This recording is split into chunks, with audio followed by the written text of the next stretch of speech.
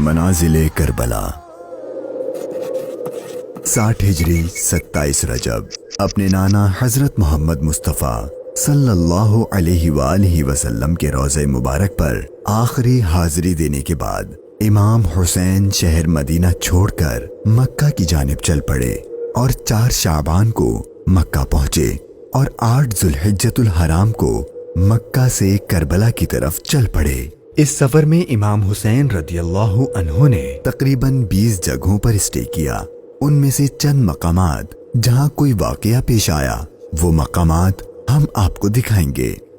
پہلی ڈیسٹینیشن بستان ابن عامر کراس کرنے کے بعد جب امام حسین رضی اللہ عنہ دوسری منزل صفاح پر پہنچے تو وہاں آپ کی ملاقات عربی کے ایک مشہور شاعر فرزدق سے ہوئی جو بائی چانس کوفہ سے ہی آ رہا تھا۔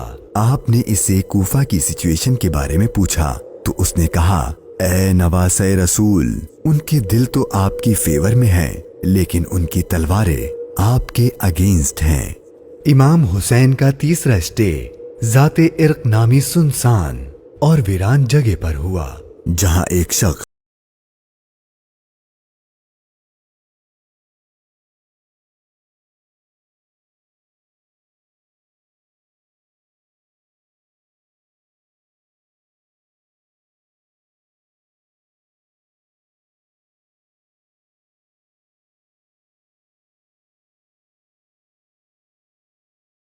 پر آل رسول نے کچھ دیر آرام فرمایا اور امام حسین رضی اللہ عنہ نے کوفہ والوں کے لیے ایک خط لکھا اور اسے حضرت قیس کے ہاتھوں کوفہ والوں کو روانہ کیا۔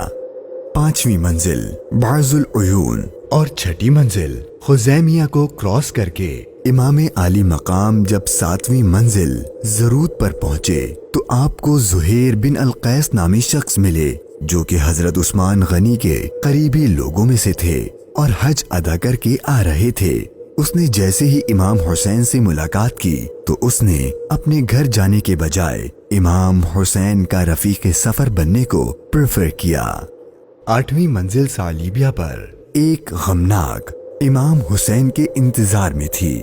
یہی وہ مقام تھا جہاں آپ کے چچا زاد بھائی حضرت مسلم بن عقیل اور ان کے 2 بیٹوں کی شہادت کی دردناک خبر ملی۔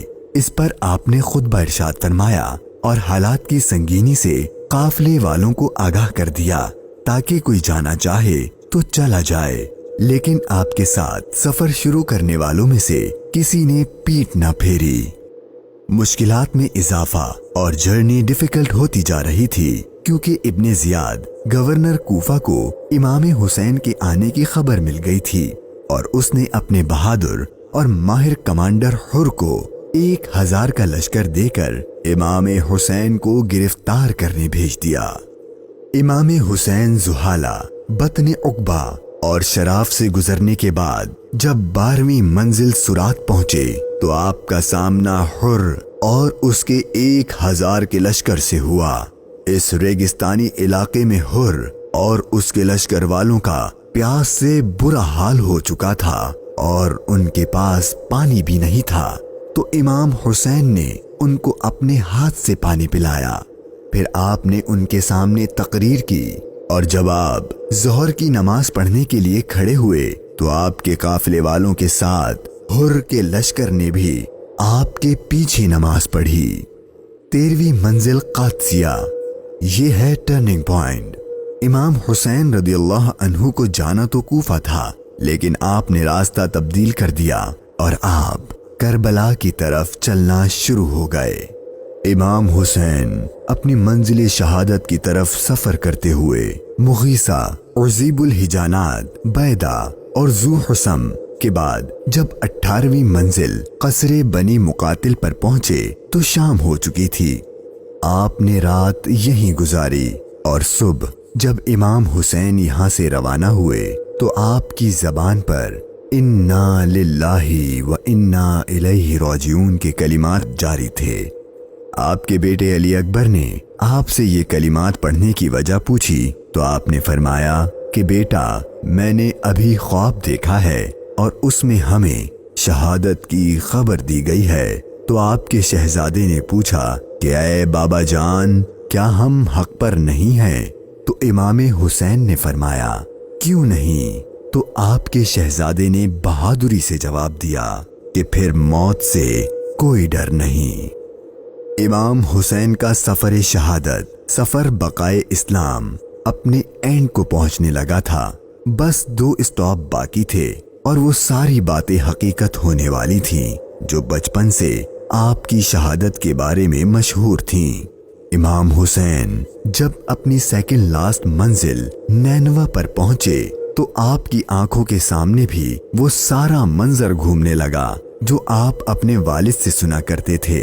ابھی امام نے تھوڑا ہی فاصلہ طے کیا تھا، ایک ریگستان میدان نظر آیا اور ابھی وہ سارا قیامت خیز منظر آپ کی نظروں میں گھوم ہی رہا تھا کہ ہر اپنے لشکر کے ساتھ ایک بار پھر آپ کے سامنے آ گیا اور اس نے بتایا کہ گورنر کوفہ ابن زیاد نے مجھے خط دیا ہے کہ آپ جس جگہ پر ہوں وہیں آپ کو روک لوں اور آپ کو ایک ایسی جگہ پر ٹھہراؤں جہاں پانی وغیرہ کچھ بھی نہ ہو۔ اور بالآخر آپ کا سفر اپنے اختتام کو پہنچا اور 2 محرم کے دن ابن زیاد کے حکم پر اس چٹیل ریگستانی میدان میں پورے قافلے اہل بیت نبوت اور ان کے اصحاب کو اس 1000 کے لشکر نے روک دیا۔ امام حسین نے دریافت فرمایا کہ اتنا تو بتاؤ کہ اس جگہ کا نام کیا ہے؟ تو جواب دیا گیا اس جگہ کو کربلا کہتے ہیں۔ تو امام حسین نے اپنے خاندان سے فرمایا کہ بس یہی ہمارے ٹھہرنے کی جگہ ہے، یہیں ہمارا خون بہایا جائے گا اور یہیں ہماری قبریں بنیں گی۔ یہاں یزیدی فوج کی گستاخیاں دیکھ کر امام حسین کو سب سے پہلے روکنے والے حضرت حر رضی اللہ عنہ امام حسین کی بارگاہ میں معافی مانگ کر حاضر ہوئے اور اپنی جان آپ پر قربان کر دی۔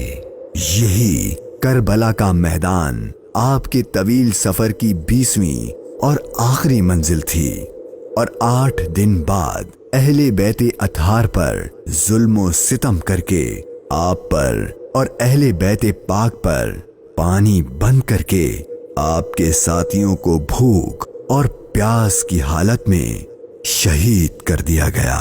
اور 61 ہجری 10 محرم یعنی عاشور کے دن تپتے صحرا 3 دن کی بھوک اور پیاس اور سجدے کی حالت میں امام حسین کو شہید کر دیا گیا۔